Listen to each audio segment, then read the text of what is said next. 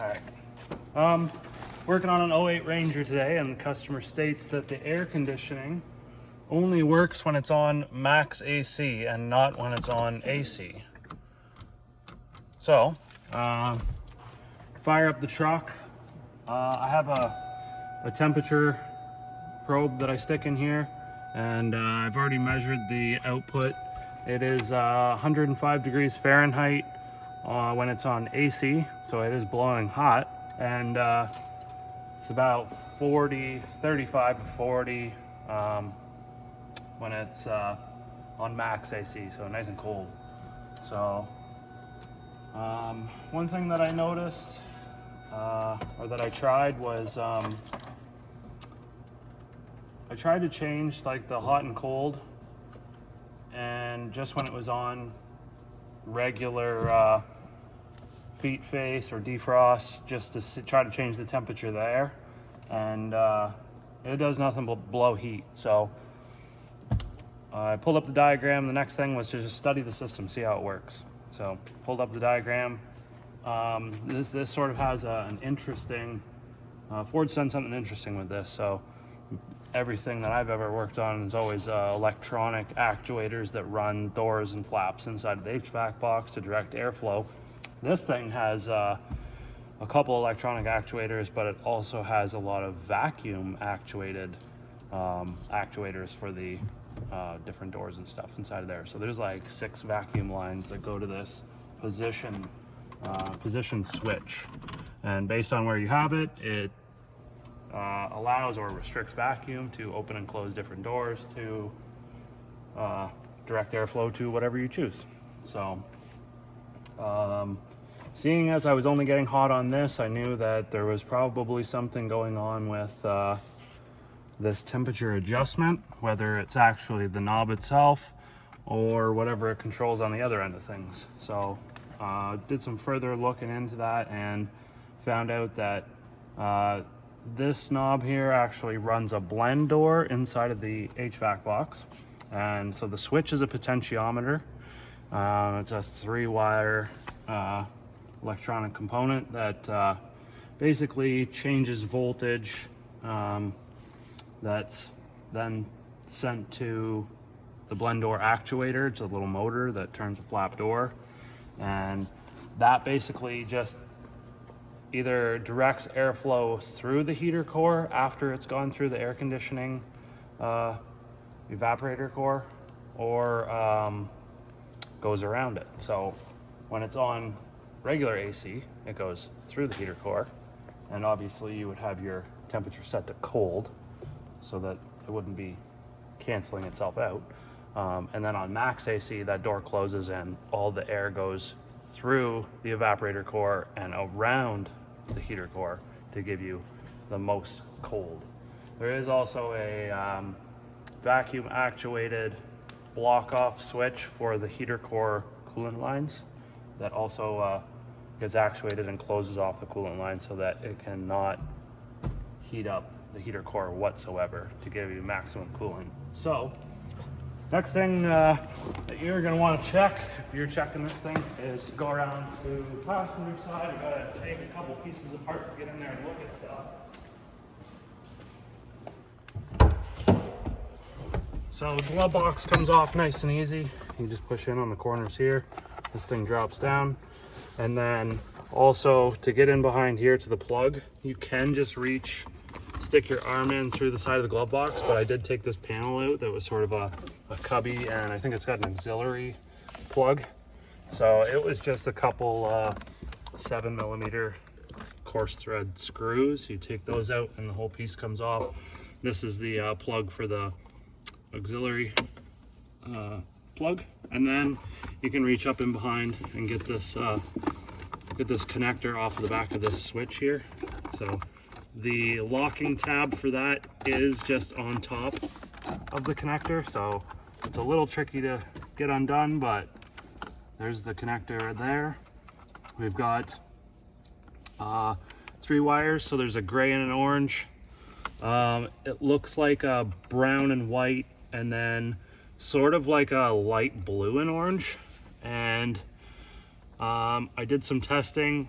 with my multimeter to figure out which one is power, which one is ground, and which one is signal. The orange and gray is your ground, the brown and white is your signal, and the light blue and orange is your power feed.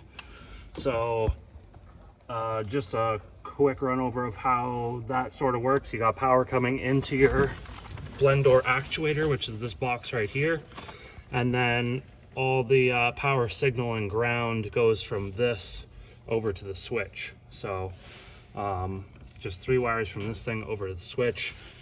And basically all I wanted to do then at this point was figure out whether is it the blend door actuator that's bad or is it the switch that's bad, because it could be both. So next thing that I did was just grab my multimeter, which I will grab. I'll hook it up here and show you what everything looks like. Okay, so one quick thing that you can do if you don't have any tools, obviously, is when you turn this thing, you should be able to feel or hear this actuator moving. But if you want to actually get technical with it and test it, this is the signal wire, so that brown and white one. It's if you're looking at the connector, it's the bottom left one over. So all I did was hook up a test light. I just back probed into the connector, and that's with this thing plugged in. Everything's plugged in. So back probe into that pin and then to ground.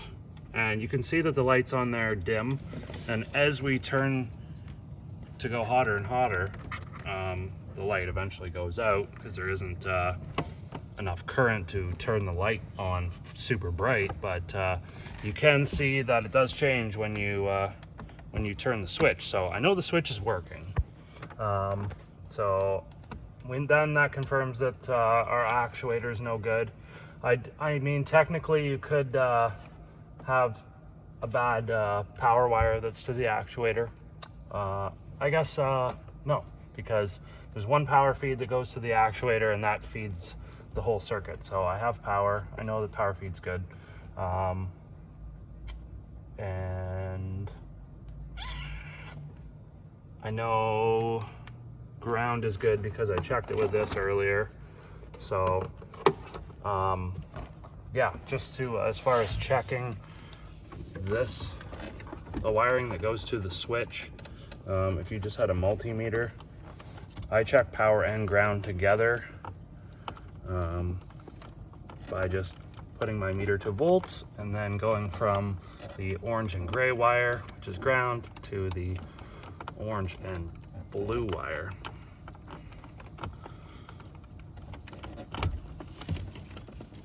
So with all the wiring being good, what are you going to replace? I would change the blend door actuator. That's what's bad on it. So I think from Ford they're about $100 as far as I've seen. That's Canadian. Aftermarket ones went on Amazon. They're like $35 free shipping.